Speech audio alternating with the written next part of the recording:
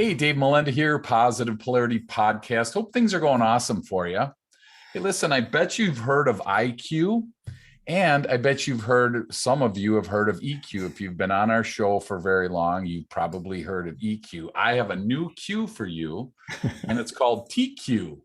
And so it's like, oh my gosh, when I learned this, I'm like, I totally got to figure this out. Then I find out it came from a doctor. So then I'm like, oh my gosh, now I got to pay extra attention to this.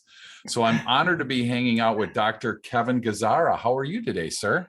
I'm good, Dave. Thanks so much for letting me join you and the listeners on the podcast. Absolutely. You are the founder of Magna Leadership Solutions in Arizona and California. So tell me, what's going on over there? Well, I left the corporate world. It'll be 15 years ago in about 2 weeks, right? So I had spent about 18 years at Intel. The last 10 years at Intel, I managed Intel's management leadership development, their residential programs for first and midline managers. Wonderful, wonderful job. Fantastic company. Learned so much. Made a lot of good connections. A good learning organization. Yet one of the things I had as a personal goal is I wanted to retire around 50 and Okay. then go and deliver leadership programs, executive coaching, and those types of things to organizations that didn't have $10 million budgets. So we Okay. did that. I left with two of my colleagues in 2007. We started Magna Leadership Solutions, and it's been just a fantastic ride. And we get to help lots and lots of companies around the world build, world-class leadership with on a shoestring budget. Wow, that's fantastic. And I tell you, right out of the gate, we're going to deviate from our script. So I'm just telling you up front Okay. because I love the fact that it's because anytime I get a chance to ask this question to people, because we have a lot of people, Kevin, listening today that are in that spot where they are an entrepreneur at heart and they might be stuck in a job. They might be thinking there's some other opportunity for them. So I love when somebody leaves corporate to start something new because I think everybody's story is different. So when you left corporate, did you have a pretty intense plan that you were going to, follow, or was it like, I'm just doing this and I'm going to sink or swim? Kind of share that story with the listeners if you could. Well, it's kind of, David, is the perfect lead-in story. So I've been a professor at 6 different universities, and one of the universities I teach at Drexel University in their engineering management program. And several years ago, I had been asked to do a podcast exactly on what you're just asking, of like, so how do you break out a corporate, right? Sure. And Yep. so I've done a podcast for that. In fact, if you want, I'll send you the link to it. They Yeah, for allowed sure. me to record it, and if somebody wants some additional information that's listening, they can get it there. Um, Fantastic. but to answer your question, I had a 15-year plan, right? So I had this personal goal to kind of leave the corporate world and start out my second career, my Kevin 2.0, whatever you want to call it. Sure. And I had this personal goal that when I was 50, I was going to retire, and I got really really close. I was 51 when I actually retired and started Magna, and um, we put a plan together when I was about 35.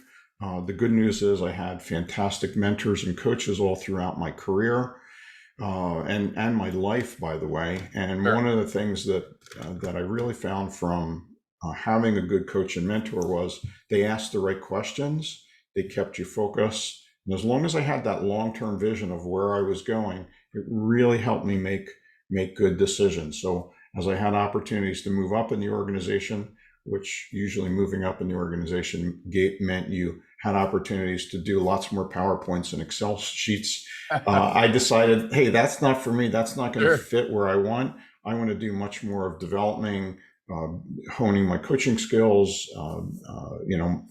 working with executives as opposed to working for executives, and that allowed me to kind of put a life plan together that we monitor on a regular basis. I had a wonderful mentor at Intel. She was my mentor for 6 or 7 years. We still stay in touch today.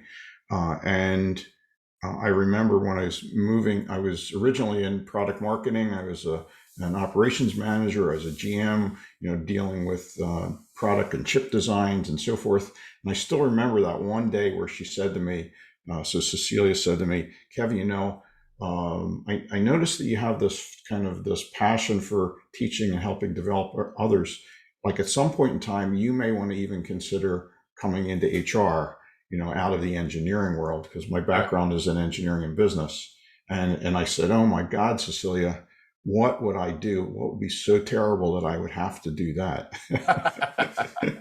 And about 5 years later, sure enough, I found this opportunity to manage Intel's residential leadership programs, where we used to train 2,500 managers and leaders in 10 different countries. So when I retired from Intel in '07, we had just finished training our 40,000th manager. So I'm getting better at this stuff. There you go. Yeah, no, that's fantastic. And I think it's interesting because you and I share the disc background. We both are, involved with TTI. You're involved at a way greater pace, being in their research and things.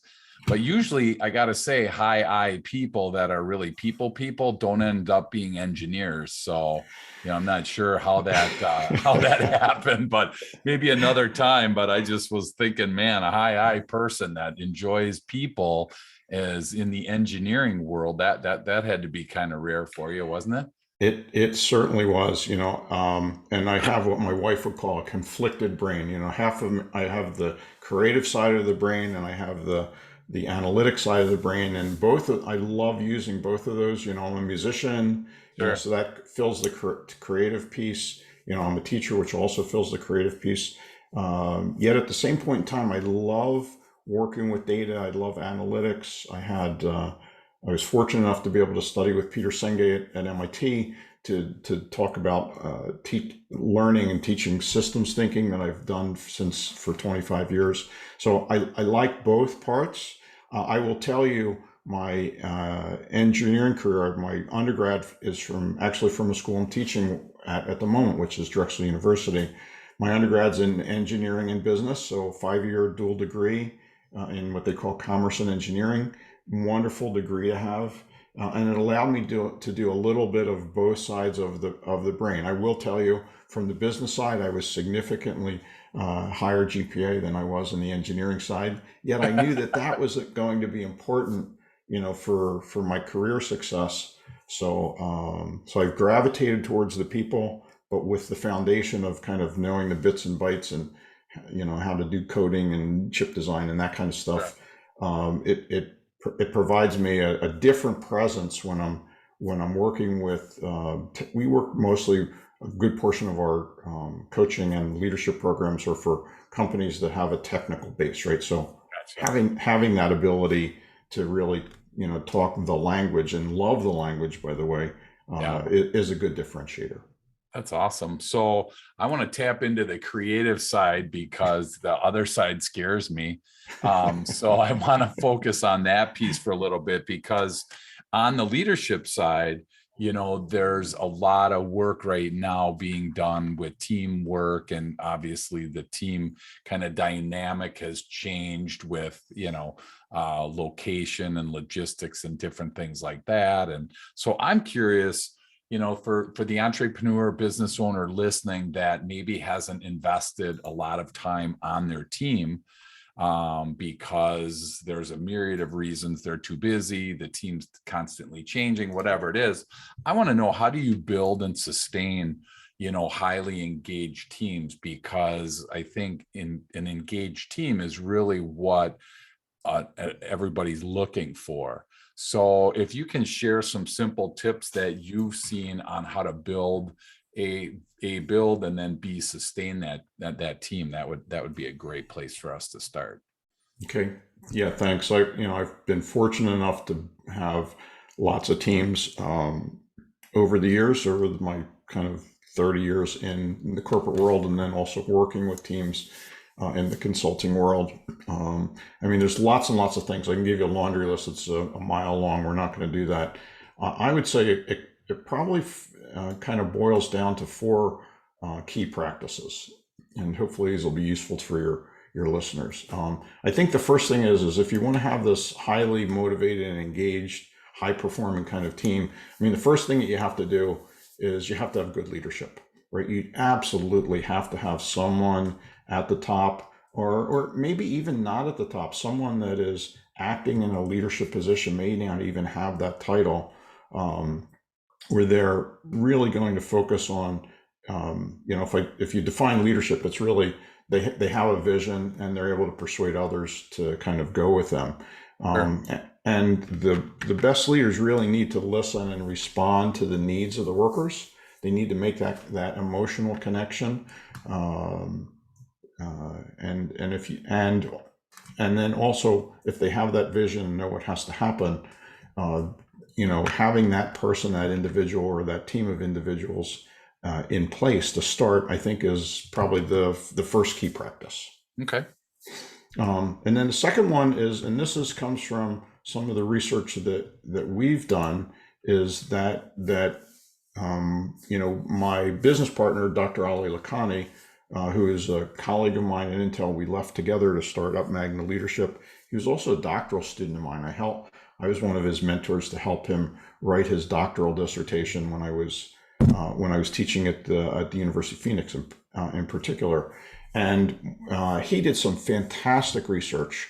Dr. Murtuza Ali Lakhani, if anybody wants to search for him. And what he did is he had this belief. Ali's an engineer, he's a statistician, just this most brilliant guy, Six Sigma, Lean, Black Belt. He has all of the monikers that just that you're going to be running with a really bright guy. Sure. He did some research with about 1,100 leaders in 47 different countries, because he looked at developing this leadership assessment that was statistically validated, that says if you do this, you get this as far as organizational performance and business results. We can talk about that a little bit later. And what he found was the number one thing, or at least in the top four, I think it was the number one in just about every country, is that the best leaders, if you can do nothing else, is you have to become a great communicator, and you have to over communicate. It's very rare, if ever, that you interview people within organizations that are challenged or struggling, that the people are going to tell you is, management, they just talk to us too much, right? They just tell us too much, right? That never happens. So if you have to do one thing different, is over communicate, and the over communication is much more around frequency than intensity. So if you have the opportunity to touch base on a regular basis, whether it's every day, every other day, once a week, rather than having that quarterly meeting where you try to get everything smashed into 2 hours, it's that continuous kind of a flywheel type effect where you're just starting a flywheel or a bicycle tire, whatever analogy you want to run, and you just keep touching it just lightly. So that would be the second of the four practices. Okay, awesome. The third one would be kind of connect the work with purpose, right? And as you know, as a TTI value-added reseller, right? The disc allows you, gives you some insight on how to communicate, what we're listening for. If you're a people person, you have to connect the work with purpose around the people, right? If the purpose, that you're a person that really loves accomplishment and task and so forth, you have to modify or adjust your communication so it includes the words that resonate with them.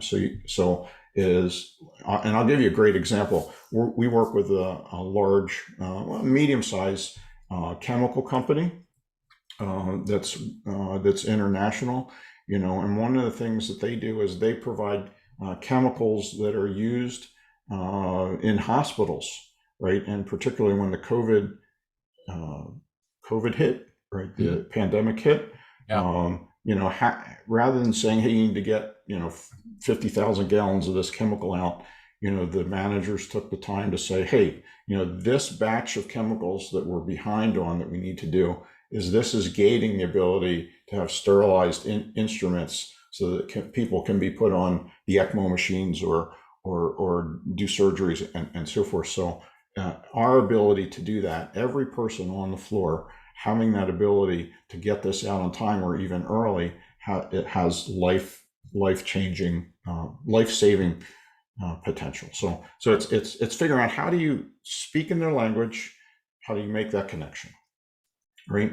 And then the last thing, the fourth item, the fourth kind of key practice, Dave, is, getting people aligned with their work. And that's kind of what you mentioned before, with regard to, the IQ and EQ and so forth, and TQ, which is the task quotient, is really kind of identifying the three types of, there's three types of tasks that we do. We do routine tasks, we do troubleshooting or problem solving tasks, and we do project tasks. And a lot of this work was developed by a gentleman by the name of Bill Daniels in American Training and Consulting, which I used kind of as the foundation for my doctoral research. And what we found is that there's 496 different mixtures of tasks, and if I can identify your ideal mixture and give you more of those task types, not necessarily tasks themselves, those task types, statistically, I know that I can raise your motivation, engagement. And then we also did a secondary study with someone in New England, another doctoral student. She also recognized that it raises your level of how empowered you feel. So I think I'll give you a link at the end. You'll include it in the notes, and then I'll give that assessment away for anybody that's interested. One other thing that we wrote many years ago was, both Dr. Lacani and I wrote this article, and if anybody's read any of Jim Collins' work on Good to Great, they know about getting the right people in the right seats on the bus. And we wrote an article. If you Google it, I'm sure it'll come up, and we called it "Throw the Seats Off the Bus." And our research has told us it's not so much getting the right people in the right seats on the bus, as if you throw the bus seats off the bus and you fill the bus with beanbag chairs, and you allow the people to form to the chairs instead of trying to get that massive guy into that little tiny desk or that little tiny seat, that you're going to get much better results. And that was what our approach has been about, is as we don't like to do, we don't say do restructuring, we say do reallocating of tasks. And even though you have this specific job description, allowing flexibility to kind of move in and out so people are working more together, really is just kind of the magic, the silver bullet that most organizations need. And the nice thing is, doesn't cost you a dime. Yeah, so, isn't that crazy? It is. I mean, that employee engagement right now, I mean, the sad part is, I'm sure you're fully aware of the poor statistics that keep showing up from Gallup every year about how actively disengaged and how disengaged our U.S. workforce is. So, I do a lot of, talking about engaged employees and how that drives growth. And I'm in that same spot that you're talking about, Kevin, where so much of the stuff that we can do doesn't cost money. I mean, like, look at what you just said. I'm gonna use the bottom three. Over communicate is what I wrote. Purpose and alignment. Those three pieces right there are so critical to the success of this team. And we none of that has to spend. We don't have to spend money on this stuff. And that's what I'm flabbergasted all the time when I run into companies and teams that are not in alignment. There's not a lot of communication, and they have no clue what their purpose is. I just don't understand. That obviously comes because of, number one, poor leadership. So I'm just shocked that there's not more people gravitating to this, because right now, what's the statistic? 1 in 3 people are engaged in their job in the US. So that means 1 out of 3 people show up to either improve themselves, improve their company, improve their customer, They have that on their mind. What in the world are the other two out of three people doing? It's just like trying to get as little done as possible. They love saying it's not my job. I mean, it's like, man. So I'm just curious from your level, that what do you see? Do you see the same thing, that we're seeing 1 in 3 people engaged and a bunch of people aren't? Is that what you're seeing as well? Yeah, absolutely. And in fact, if you download in fact, we just had this, and we run something. We have a program called the Leading Forward Academy. You probably see it for those that are watching the video. And one of the things that we do is we do a whole month focus. So it's a 6-month program, and we do a whole month focus strictly on motivating and engaging. And we use a lot of the, being a, kind of background in engineering, I like to base things around good data as opposed to gut feel. Sure. Right. And Gallup does a fantastic job of monitoring that. And I don't know if you've downloaded it. They just did a new report, 2021. So it's probably 9 months old. Yep. The interesting thing is yes. So I am seeing exactly the same thing. There was something really interesting statistically in Gallup's report that I found fascinating, is that although the disengagement or the level of engagement has slowly moved up, it's not moved up exponentially. But in the last year in COVID, you would have expected, as we have kind of isolated people, that things would have dropped, and it's just the reverse, right?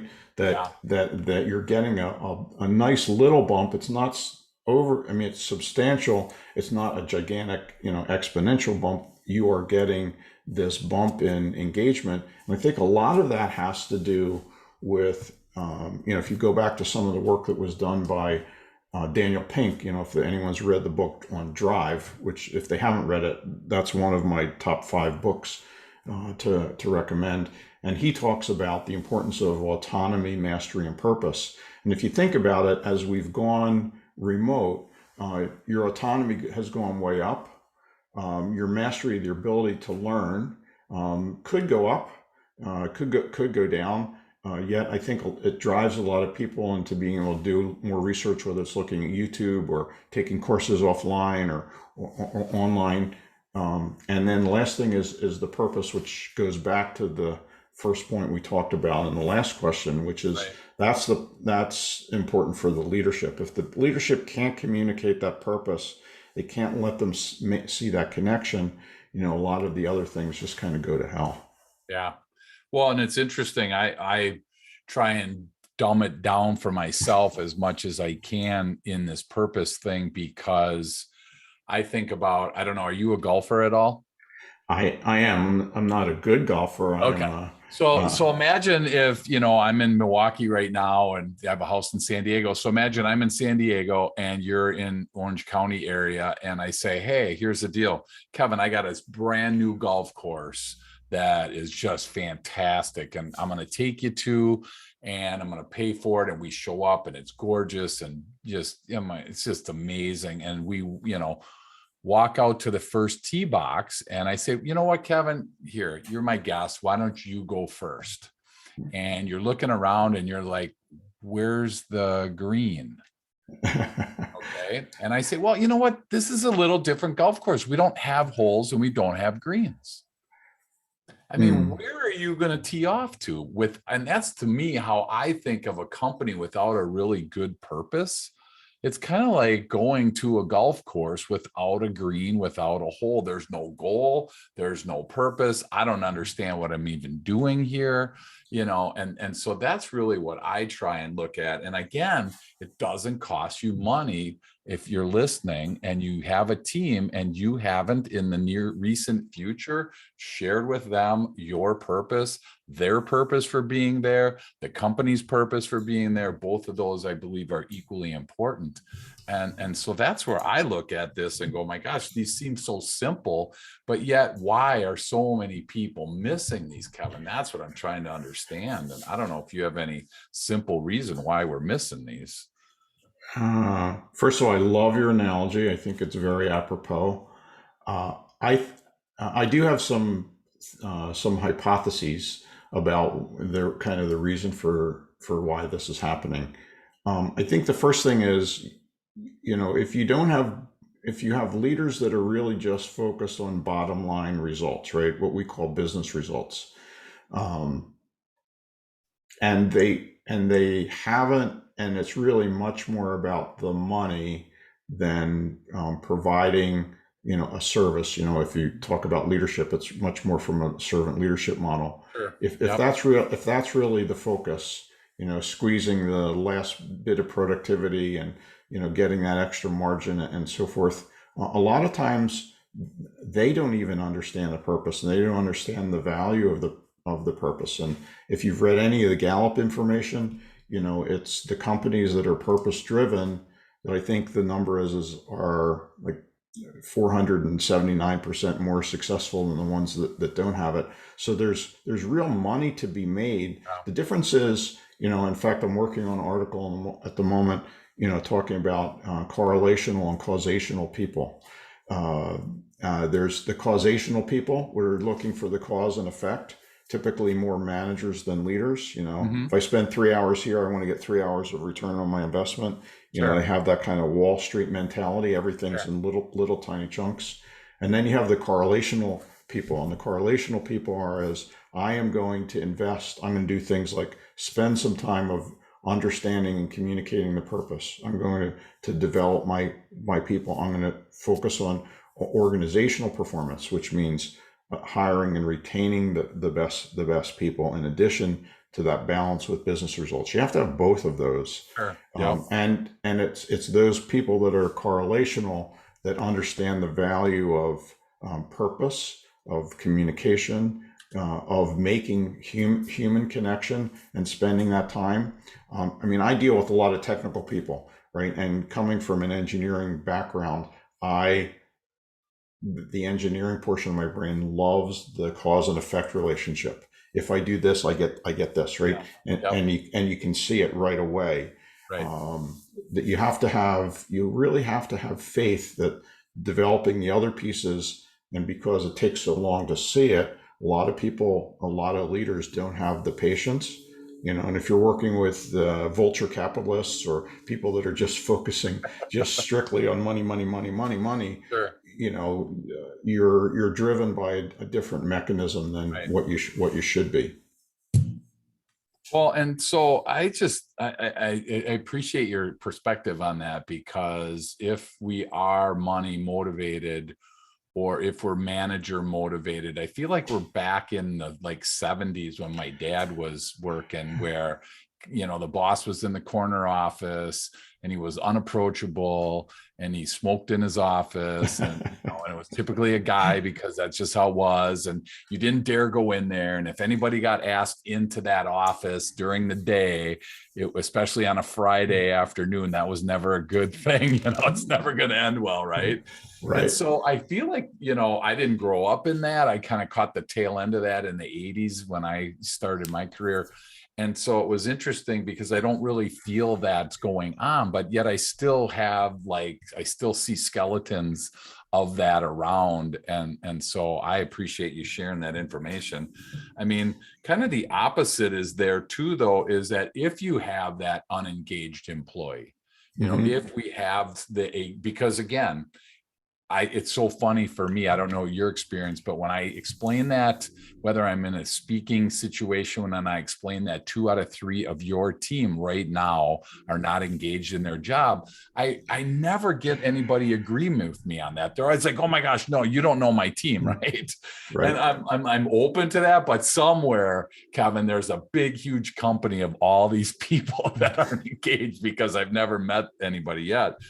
But the people here, for the listener today, that may be able to acknowledge that they have somebody on their team that isn't motivated, and they want to keep that person in the company for whatever reason. What are some things that you've seen successfully done to be able to motivate somebody that might not be motivated currently? Well, first of all, let me give you the recommendations, Dave, to you and to the listeners. I'm going to give you recommendations that won't cost you any money to do this. and the ROI will be, I will guarantee, will absolutely be phenomenal, right? So you can do that.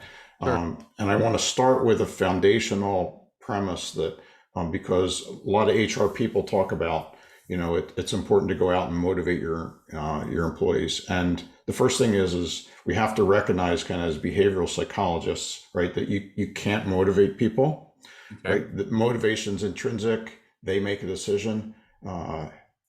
Leaders can create a motivating environment. Okay. They can place things. There's a slight distinction Yep. there. I think it's an important distinction. So the first thing that we teach is as leaders, we want you to create a motivating environment. We want you to connect with the individuals. We want you to learn their behavioral styles, their motivators, kind of give them the opportunity to do the task balance that they want, right? It's putting all of those three pieces together. Sure. And when you do that, generally you're going to get, well, we know statistically you're going to get increased motivation. So that's the first thing. The second thing is, as I mentioned before, you have to give them the elements that Dana Pink talks about, which is autonomy, mastery, and purpose, right? The more you can give of that, the better. And when I say autonomy, I don't mean, throwing people into, autonomy is much more about telling them what to do rather than how to do it, right? So that's the first easy thing that managers can do. Okay. Micromanagers like to do both.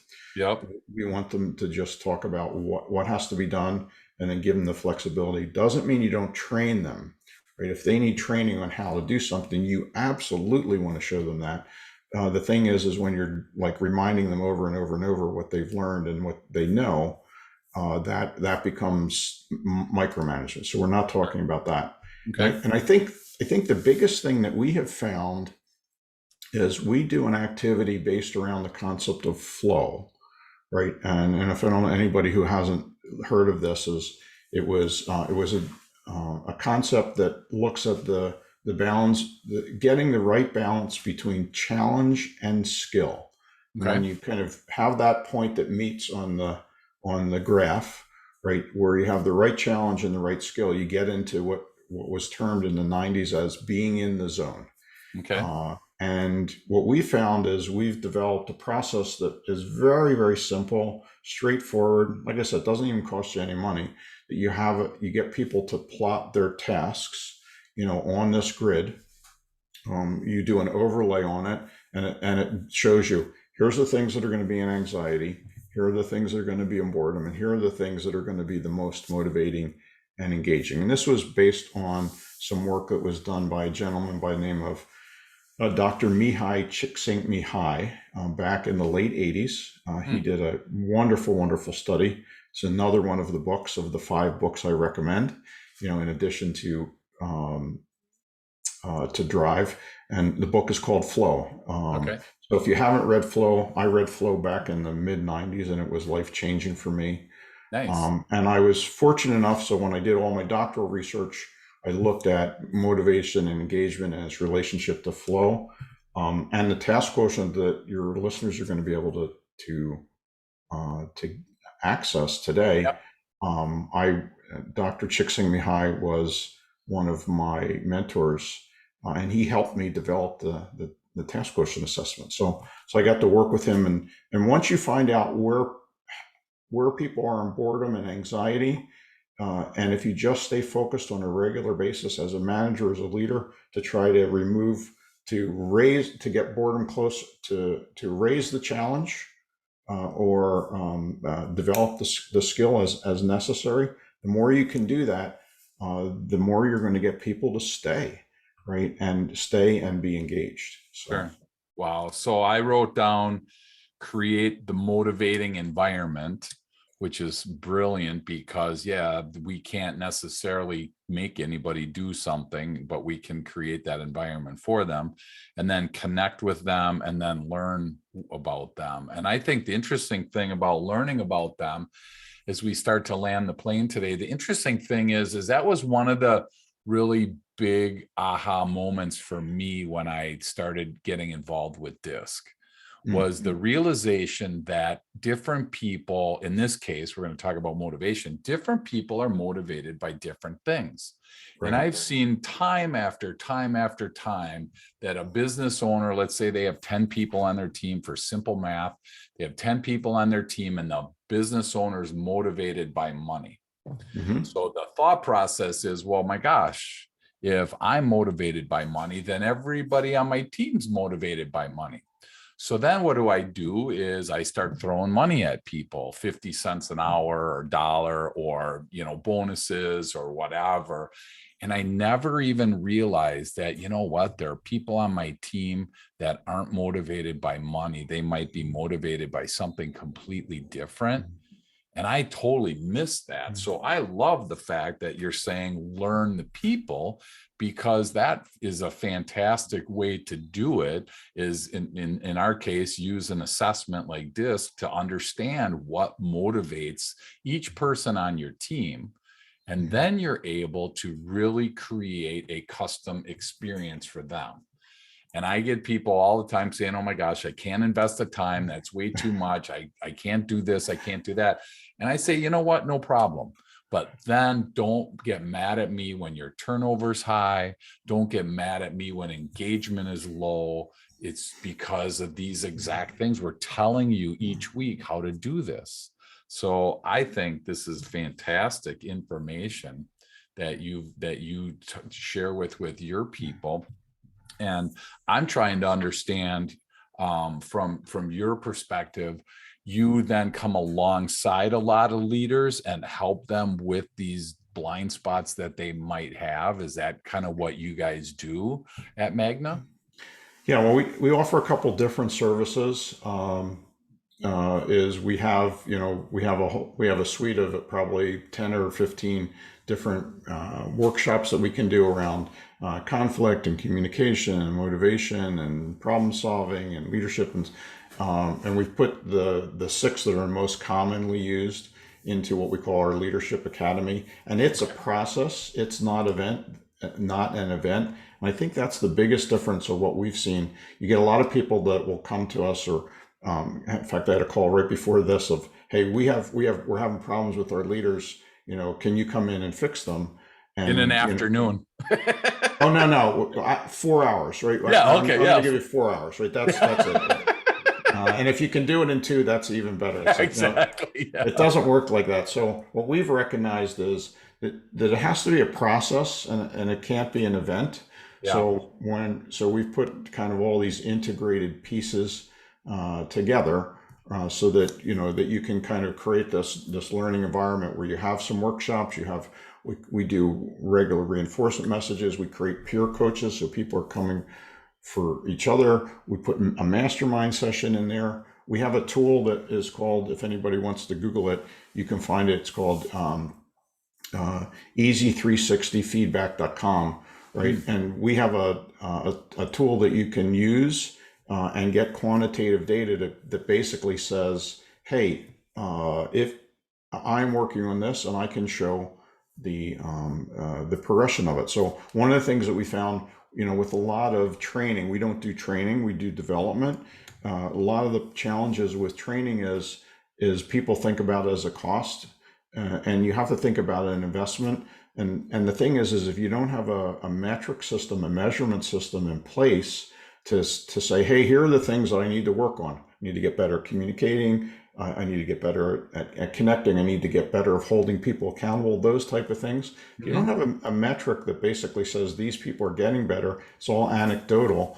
And we found, by measuring that and be able to give it back to the company, it just says, hey, you invested in these 18 people to go, these managers to go through this program. And by the way, here's the results that you've gotten. That is probably the best way for us to get reoccurring business. And I'll tell you one other thing that anybody else can go to on is most people, even when we've worked with senior HR people or even senior executives, one of the first questions we ask them is, how much does it cost you to have, have this undesirable turnover happen? Wow. Right? Where you get people to leave. What does it cost you? Most people have no idea. So several years ago, we developed a tool called the attrition calculator. attritioncalculator.com. Also free. Our model is give the stuff away for free. If you need some help with it, we're there for you. If you don't, fantastic. Continue to build your business. And what it'll do is within 30 seconds, he asks you 3 questions of how many people do you have, what's your departure rate, and what's an average salary.